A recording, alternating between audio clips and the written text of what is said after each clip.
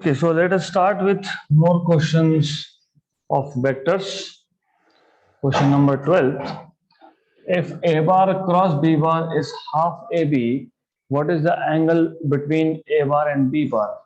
So there is a misprint in the question. ऐसा question हो नहीं सकता. It can be either.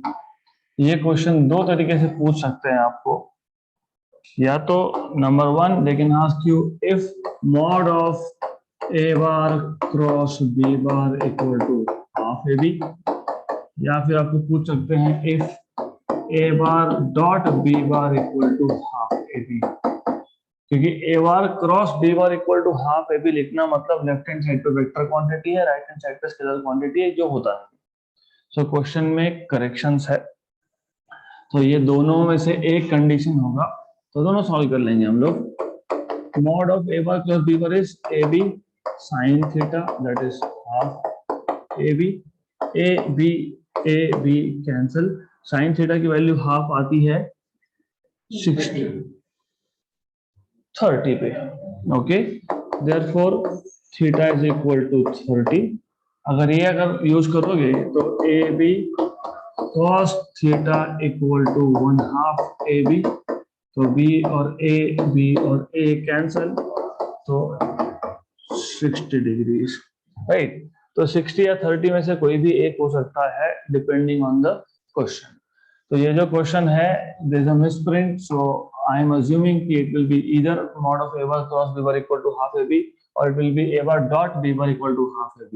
So depending on question you will get either 30 or 60, right. अगला question, question number 14. The resultant of two vectors A bar and B bar subtend an angle of 45 degree with either of them. Okay, the magnitude of resultant is. तो आपको ऐसा बोला है कि आपके पास एक vector है A bar,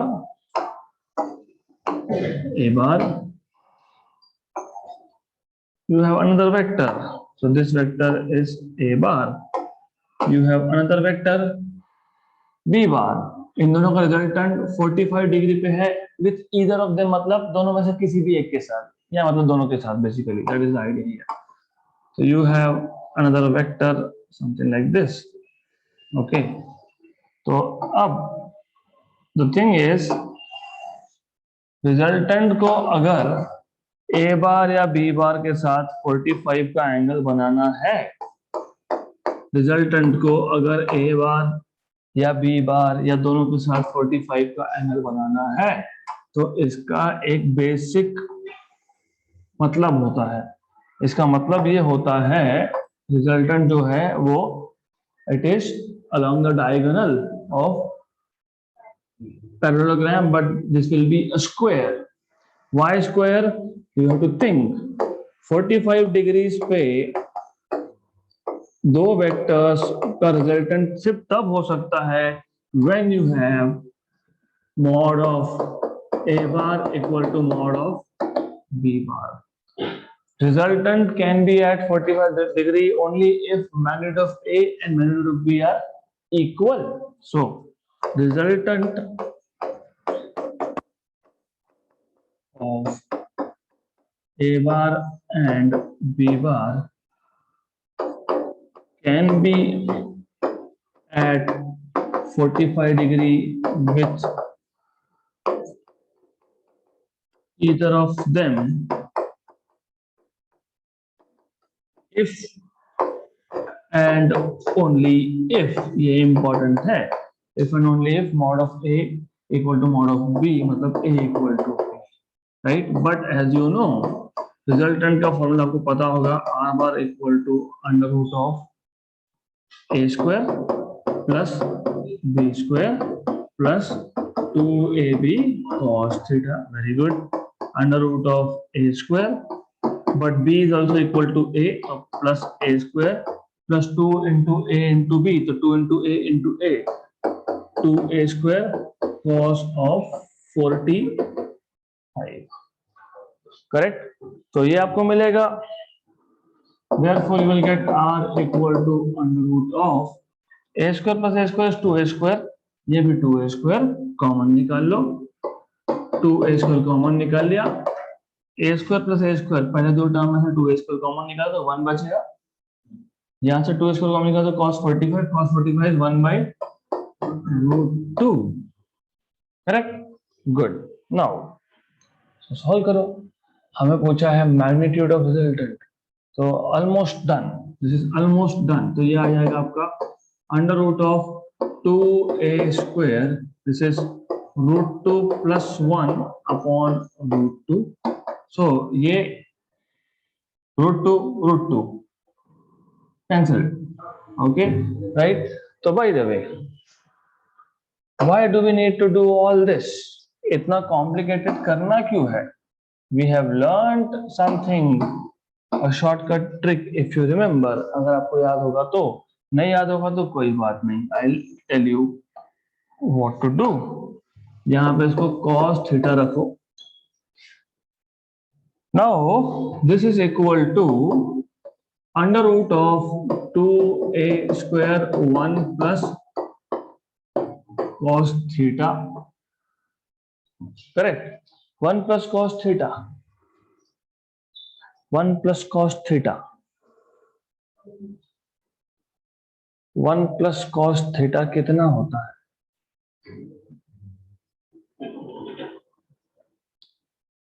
you are doing something very basic wrong thing. मैंने इसलिए बताया था कि रिजल्टेंट का डायरेक्शन अल्फा और angle between two vectors theta. Very good, now do you understand where we are going on? Resultant का angle A bar के साथ 45, बी बार के साथ 45, what is the angle between A bar and B bar? Yes exactly, so this is theta, that is 90। तो ये छोटे छोटे गलतियों पे ध्यान दो, क्योंकि क्वेश्चन यहीं पे खत्म हो गया था। cos of 90 was 0। हाँ, तो ये सारे स्टेप्स अननेसेसरी करने नहीं है, तो you have to understand basic things. तो ये आपके पास आएगा under root of 2a² plus 2a² into 0, तो that is equal to √2 into a², मतलब ये आ जाएगा √2 इंटू a, मतलब आपको मिल जाएगा ऑप्शन नंबर बी। तो थीटा क्या है? एंगल बिटवीन टू वेक्टर्स, और 45 इज अल्फा। अगर आपको याद होगा, आपने इसको अल्फा से डिनोट किया था, this was alpha. Angle made by resultant with respect to a vector is alpha. तो यहाँ पे छोटी छोटी गलती होती है, पे अटेंशन हियर, नहीं तो आंसर मिलेगा नहीं, you will waste your time in that case. अगला question, A bar is a vector which when added to the resultant of vectors 2i cap minus 3j cap plus 4k cap and i cap plus 2j cap plus 2k cap is a unit vector along the y axis, then A bar is। पहले question समझ लेते हैं। हमको बोला है कि A bar एक ऐसा वेक्टर है, जब उस A bar को ये दो गिवन वेक्टर्स के रिजल्टेंट में ऐड किया तो आपको फाइनल जो वेक्टर मिलेगा it is unit vector along y axis. तो हम ऐसा करते हैं, हम बोल देते हैं let b bar equal to 2i cap minus 3j cap plus 4k cap, c bar equal to i cap plus 2j cap plus 2k cap. Okay, according to the given condition, according to the question,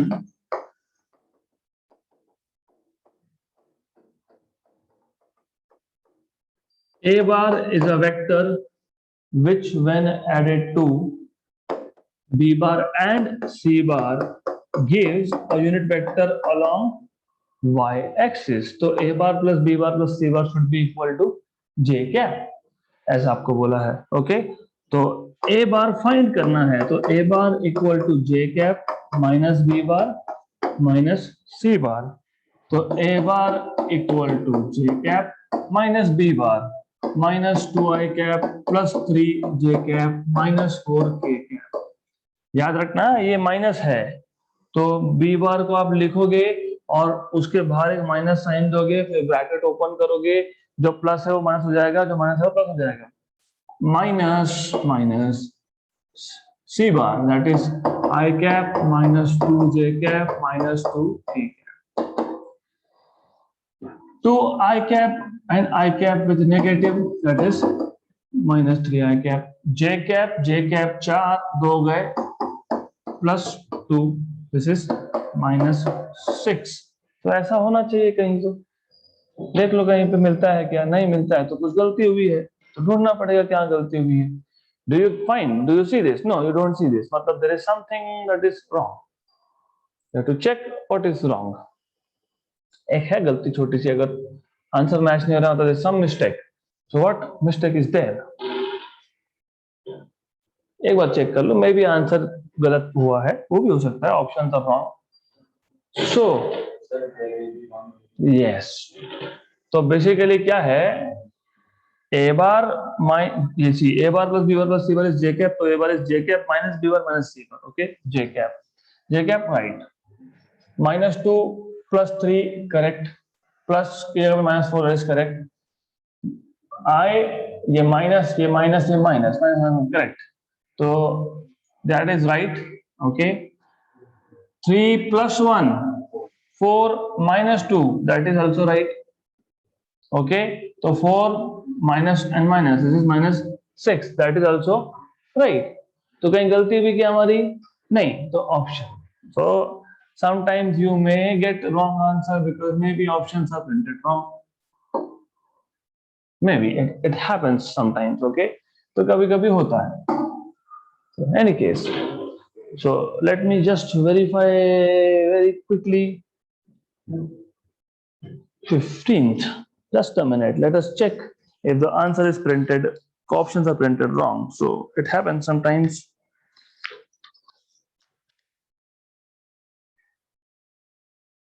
Yes, see what is wrong. Wrong was this vector, second vector, यहाँ पे +5 आना चाहिए. Okay, so if that is the case, यहाँ पे अगर मैं +5 लिखता हूं तो अभी चेक करते हैं, तो होता है ये. तो if I put a 5 here, I will be putting a -5 over here. -5. अब देखो I और K का कोई प्रॉब्लम नहीं है. दिस इज 4 में से 5 गया, -1, so this is -1. अब आ जाएगा आपका आंसर, राइट, ऑप्शन नंबर ए. तो क्वेश्चन गलत था, राइट. तो ऐसे टाइप अगर एग्जाम में ऐसा है तो you get bonus marks only if you attempt. अगर एग्जाम में क्वेश्चंस गलत होते हैं और अगर आपने अटेम्प्ट नहीं किया है तो बोनस मार्क्स नहीं मिलता है. Okay, next question. So we are moving towards next set of questions. If a particle moves from some point P 235 to another point Q 345, its displacement vector B. तो ऐसा है, let's take this coordinate axis. तो ये आ गया आपका x axis, this is y axis, this is origin. आपके पास यहाँ पे एक पॉइंट है P जिसके कोऑर्डिनेट्स दिए आपको 2 3 5. अनदर पॉइंट Q, एक और पॉइंट है Q जिसके कोऑर्डिनेट्स है 3 4 5. 3 4 एंड 5. तो सबसे पहले डिस्प्लेसमेंट वेक्टर निकालने से पहले इन दोनों पॉइंट्स के पोजीशन वेक्टर आपको पता होना चाहिए. तो position vector of P is a vector starting from origin ending at P.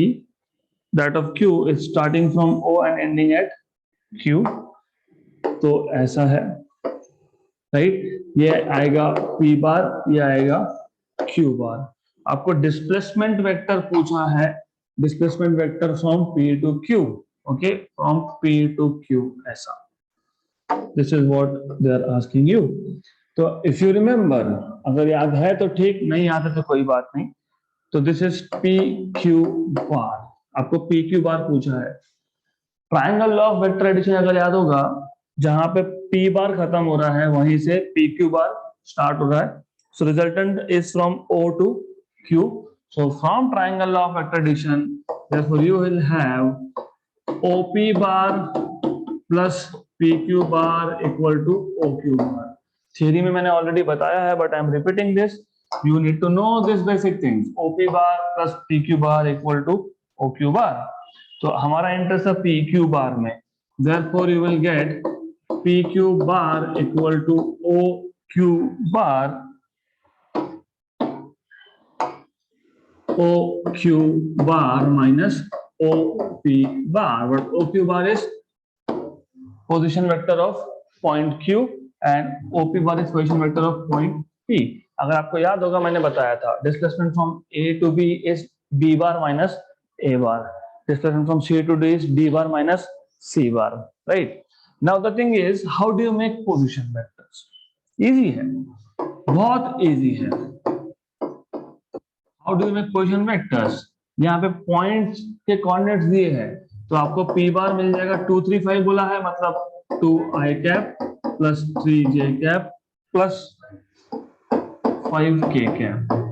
And Q बार आपको 3 4 5 3i cap plus 4j cap plus 5k cap. तो ये यहाँ पे सब्स्टिट्यूट करो. ये मेथड 1 है. I am going to tell you another method which is shortcut 1. तो ये आ जाएगा 3 माइनस 2 है ना, Q बार माइनस P बार. Q बार में से माइनस कर रहे हो तो इफ यू वांट, ठीक है, doesn't matter. If you don't want to use shortcuts, it's just fine. For the time it is fine. Of course बाद में तो करना ही पड़ेगा. You have to learn how to do shortcuts. ये आ गया आपका माइनस दूसरा वेक्टर इज दिस. इसको माइनस करो.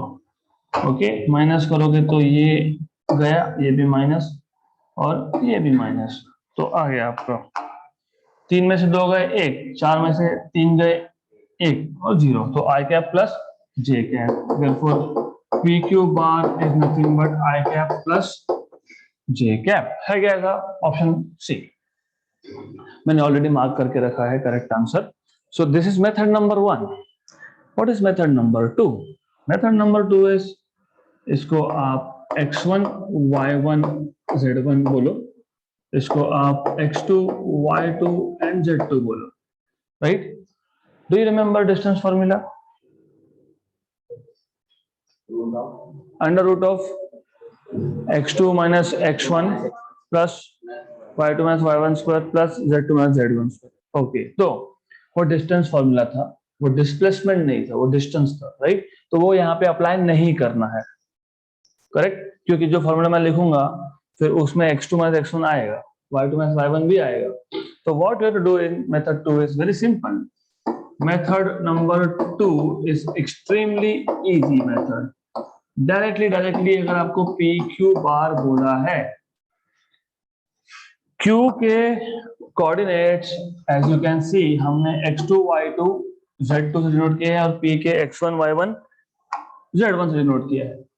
तो डायरेक्टली यहाँ पे क्या करना, coordinates of Q minus coordinates of P, मतलब x2 minus x1 i cap plus y2 minus y1 j cap plus z2 minus z1 k cap. Directly x2 कितना था, x2 हमारे पास था 3, x1 था 2, तो 3 minus 2 i cap plus y 4 minus 3 j cap plus 5 minus 5 0 k cap. हो गया आपका answer i cap plus j cap. तो यू सी, एक मेथड है जो ट्रेडिशनल वे में आप कर सकते हो, दूसरा ऑलरेडी कर सकते हो. Just by looking at this, 3 minus 2 1 i cap, 4 minus 3 1 j cap, 5 minus 5 0 k cap. Right? Good, समझा है अच्छे से? अगला question. A force of 5 Newton acts on a particle along or direction making an angle of 60 degree with the vertical. So there is a force of 5 Newton which acts on a particle along the direction making an angle 60 degree with the vertical. Its vertical component B. ये horizontal है, ये vertical है. आपके पास एक force है, something like this, which is making 60 degree with the vertical. Something like this, 60 degree with the vertical. So this is the force F, which makes 60 degree with the vertical. Okay, and they're asking you what is the vertical component. Simple, cos component. How do you find out? Of course, यहाँ पे इसको बोलूंगा Fy, vertical component. Fy will be F cos 60. ये कैसे आता है मैंने आपको लास्ट सेशन में भी बताया है, to how to find out components. तो यू शुड नो ये हियर ये जो आपका F है यहाँ पे एंगल का एडजेसेंट. तो एंगल का एडजेसेंट मतलब हमेशा cos यूज होगा. तो what is cos? Cos 60 is adjacent side मतलब Fy upon hypotenuse, that is F. तो आ गया आपका Fy equal to F cos 60. F कितना दिया है आपको 5 newton. What is cos 60? Half 1/2. so that is equal to 2.5 newton. Simple question था, extremely simple question. Next question. The vector that must be added to the vector I cap minus 3j cap plus 2k cap and 3i cap plus 6j cap minus 7k cap so that the resultant vector along is a unit vector along y axis. वापस वही same. अब ऐसा करते हैं, वही इसको बोल देते हैं b बार, इसको बोलते हैं c बार. नाम कुछ भी दे सकते हो, इसको a बार बोलो, इसको b बार बोलो, क्या फर्क पड़ता है? Doesn't matter. You can say let a bar equal to I cap minus 3j cap plus 2k cap and b bar equal to 3i cap plus 6j cap minus 7k cap. Let c bar be the vector that must be added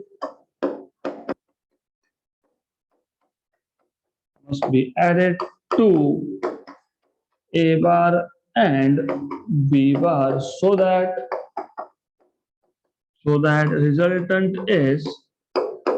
resultant क्या है? A unit vector along y axis. So resultant is j cap.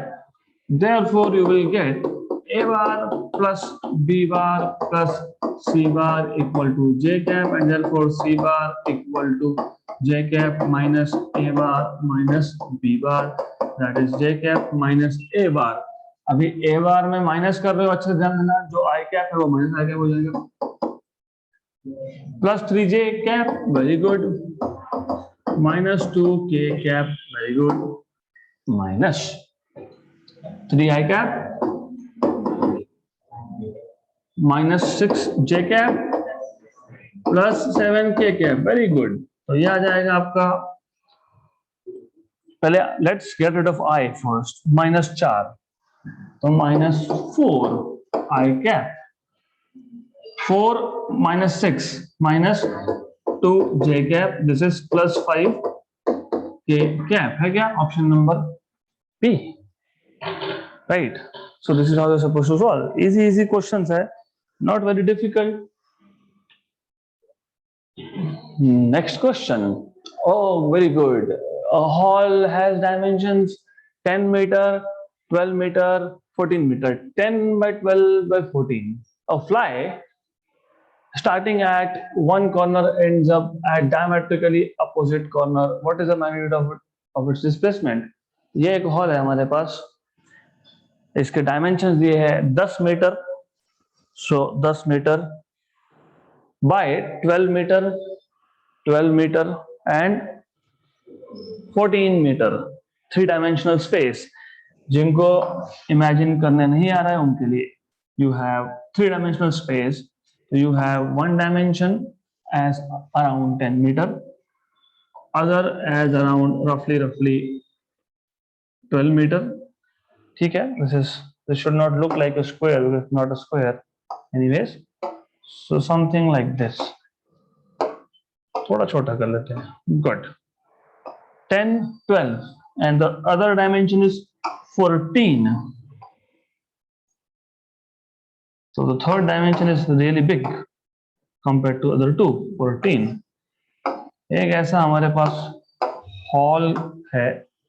Okay थोड़ा imagine करना difficult जाएगा, इसलिए मैं इसको change करने वाला हूँ. I want to change this क्योंकि otherwise you will not be able to imagine. तो इमेजिनेशन रखना है.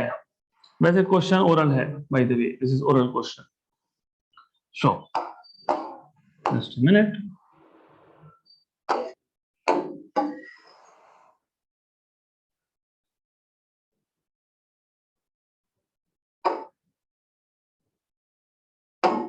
Okay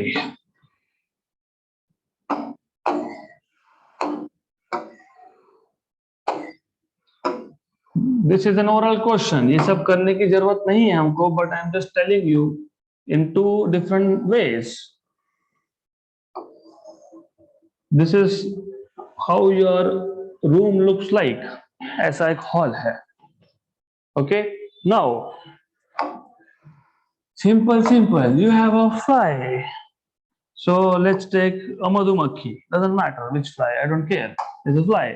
Okay, it is going from some point A to some diametrically opposite point. देखो यहाँ पे कंफ्यूजन मत क्रिएट करना. ये A पॉइंट लिया, ये ऐसा नहीं. This is not what I telling you.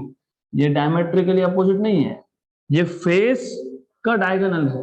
Okay so ये फेस डायगोनल है. That you need to understand. What they are telling you is that this fly is going from here to here. Okay right, या फिर from here to this particular corner. Very good. तो थोड़ा question को simple करने के लिए what I will do is I'll call this as let's say length, height and breadth. ये आपको पूछा है what is the magnitude of its displacement. एक चीज याद रखना, जब तक स्ट्रेट लाइन मोशन है without change in direction, right, तो डिस्प्लेसमेंट और डिस्टेंस एक ही होता है. This is what you need to know. But in any case particle और the fly is starting from O point going at some point A. तो आपको ये OA ये डिस्टेंस पूछा है, OA डिस्टेंस पूछा है. तो what you can do is पहले तो एक वेक्टर बना सकते हो आप OA bar.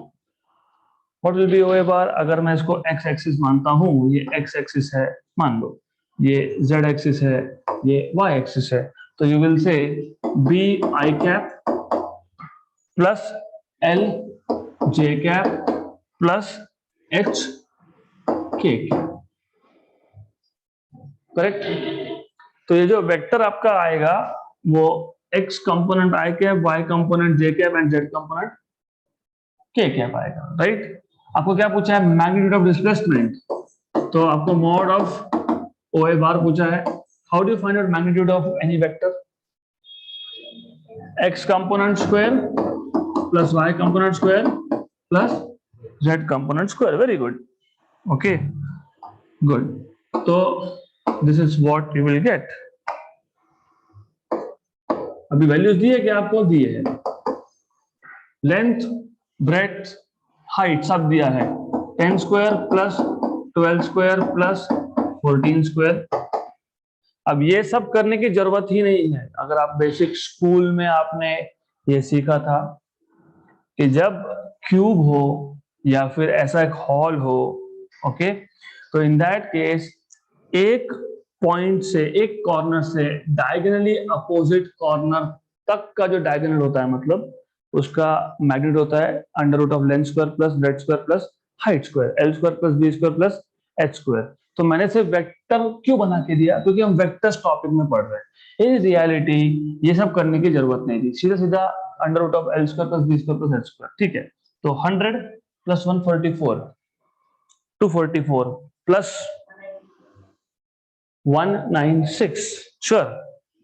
So this is 100, 144 मतलब 244 and 196. How much?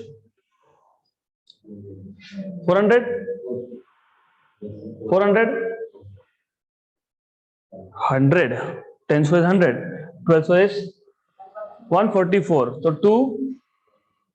This is 244. 100 plus 144 plus 14 square is how much? 196. I don't agree with you. I don't agree with you. ठीक है, अभी आप बोल रहे हो 196 तो मैं लिख देता हूँ 196. तो tell me, wait a minute, don't be in hurry. This is 4 shifts here, 200, 300 and if I shift this 4 here, 200 plus 100 plus 140, 200 plus 100, 300 plus 140, 440, 440. I don't see answer here. Root of 440, I don't know. 176.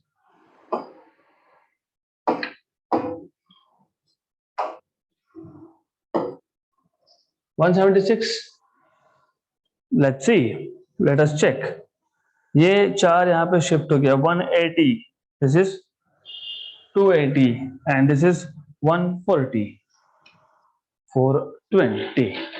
तो कहां पे गड़बड़ हुई? I want to know where are we going wrong? बस 14 का square चाहिए मुझे. That's it. हाँ, 13 square is 169, 12 square is 144, 11 square is 121. Square करने में अगर प्रॉब्लम होगा तो how we will solve such questions? What is 14 square? 14 square. Do not use pen and paper, please. 14 square मतलब 14 into 14 मतलब 14 into 10 plus 14 into 4, isn't it? तो this is 140. 14 4 the 28 का double कितना? 56 मतलब कितना? 196. So what was the problem here? Nothing. So simple चीजें you have to learn how to find out. Okay, don't get confused in such things. 196. Okay, ये आपका in total है 340 plus 100 440 under root of 440. Correct? What is 20 square? 400. What is 21 square? 441. तो 21 square कैसे करते हो? 21 into 21 मतलब 21 into 20, right? ये आ जाएगा आपका 420 plus 21 क्योंकि मैंने एक कम मल्टीप्लाई किया था तो 441. तो दिस इज अप्रोक्सीमेटली 21 क्योंकि आंसर में नहीं है तो हम रफली 20 मीटर लिखेंगे. सिंपल. ओके, तो the nearest answer you have to write if you don't find exact answer. तो आपको ये approximately 21 metre, that is approximately 20 metre लेना पड़ेगा. Option number D. तो ऐसा क्वेश्चन क्यों लिया मैंने? बिकॉज एग्जाम में भी there is a possibility of such questions where you will not find correct option, correct answer in the option. तो do not waste your time. Nearest one लिख दो. एक बार क्रॉस चेक कर लेना आपके calculations and then just mark the nearest one. अगला question. The position vector of a particle is determined by the expression r bar equal to 3t square I cap plus 4t square j cap plus 7k cap. The distance traversed in first and second is. ऐसे question में आपको position का vector दिया है और आपको पूछा है कि पहले 10 सेकंड में कितना डिस्टेंस ट्रेवल करेगा. तो सबसे पहले क्या करना, एट टी इक्वल टू 0 कि इनिशियल टाइम पे वो पार्टिकल कहां पे है, पहले वो देख लो, उसको बोलो r1 बार। Just put t equal to 0, तो पहला टर्म 0, दूसरा टर्म 0, तीसरा 7k कैप, और देख लेना कि 10 सेकंड के बाद कहां पे है, तो at t equal to 10, 3 into 10 square is 100, 100 into 3 is 300, इसको बोलना r2 bar, that is 300 i cap plus 400 j cap plus 7k cap। ये एक्चुअली ओरल क्वेश्चन है, ऑप्शन नंबर 1 कैसे आता है बताता हूं मैं आपको।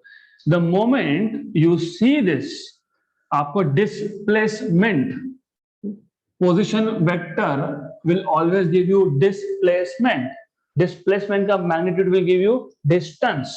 ओके, तो पहले डिस्प्लेसमेंट निकालो। How do you find displacement?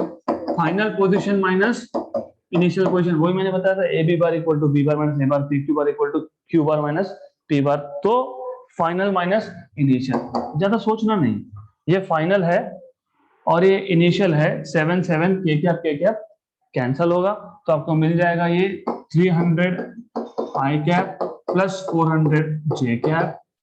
इसका मैग्नीट्यूड मतलब under root of X component square. याद रखो, कभी भी एक्स कंपोनेंट में 3 और y में 4, या फिर y में 3 और x में 4 ऐसा आया, तो 3 स्क्वायर प्लस 4 स्क्वायर 25, उसका रूट 5 दिखना चाहिए। पहला नंबर ये खत्म हो गया आपका, यहाँ पे A option. First number should be 5 if you have 3 at the first place and 4, तो स्क्वायर करोगे, क्योंकि how do you find out magnitude of a vector? कैसे फाइंड करते हो? Under root of x square plus y square. तो 300 का square is 3 into 100 का square, है ना? तो 300 मतलब 3 इंटू 100 का square plus 400 square is 4 into 100 का स्क्वायर, सो 100 का स्क्वायर। Good, all right. तो 3 square is 9 into 10 power 4 plus 4 square is 16 into 10 power 4। तो 9 प्लस 16, क्योंकि 10 पावर 4 तो मैं कॉमन निकालने वाला हूं दोनों टर्म में से, so I am going to take out 10 power 4 common, तो अंडर रूट ऑफ 10 पावर 4 ये common, 9 plus 16 that is 25। Okay, 25 का रूट कितना? 5। 10 पावर 4 का रूट कितना? 10 पावर 2, मतलब कितना? 500, ऑप्शन नंबर ए। तो ये क्वेश्चन ओरली कैसे होगा? Because that is the whole point, and that is why I don't allow you to write down when I am teaching, because ultimately JEE or NEET you have very less amount of time to solve questions. Position vector, first 10 second में distance, तो पहले initially zero time पे, zero time मतलब जब हमने measurement start किया तब कहां था वो देखो। Put t equal to 0, 7k cap, then put t equal to 10, 300 i cap plus 400 j cap plus 7k cap. Final position minus initial position will give you displacement, मतलब 300 i cap plus 400 j cap will give you this is displacement. इसका magnitude मतलब under root of 300 square plus 400 square, 3 into 100 square 9 into 10 power 4 plus 4 into 100 square 16 into 10 power 4, 9 plus 16 25 into 10 power 4, 25 का root 5, 10 power 4 का root 10 power 2, 5 into 10 power 2 is 500, option number A. वैसे just by looking at the numbers it was solved already, पहला digit 5 आएगा, एक ही answer, खत्म, right? This is how you are supposed to solve this question. So we'll stop here for today and we'll continue with more questions in the next session.